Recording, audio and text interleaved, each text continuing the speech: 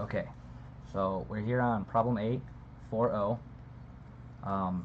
The only problem you have here is we're trying to come up with a contradiction in order to use this reductio ad absurdum here. And you never came up with a contradiction.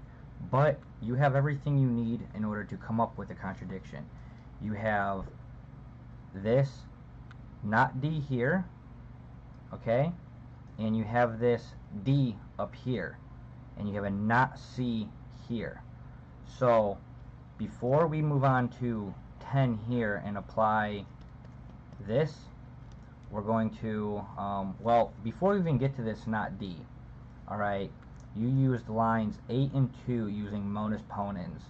Alright, so line 8 is if D then not B, and line 2 is B, which is technically correct, but she's going to want, our teacher, she's going to want you to write first, let me write over here, line 10, not B, line 2, actually, what would that be?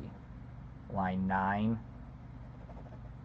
not B, by line 2, double negation.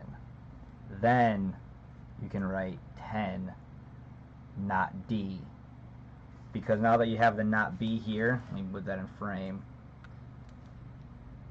put that in parentheses there. Now you have a not B, because before you just have the B. I mean, it's really redundant. I don't completely agree with it.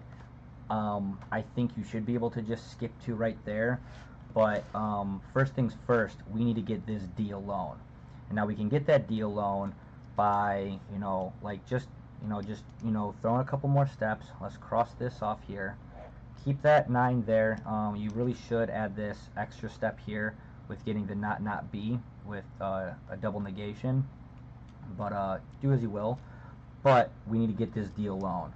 So let's do 10 D by lines 4 and 6, and that's disjunctive syllogism, because it's not C, therefore it must be D.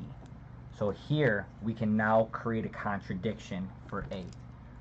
So now line 11, D and not D. Now remember, with addition you can add anything with the or statement, but if you want to do an and statement, they have to be existing premises. So now that we have the not D here and the D here, we can add them together. And remember, in class you were like, can we use the same letter in one line?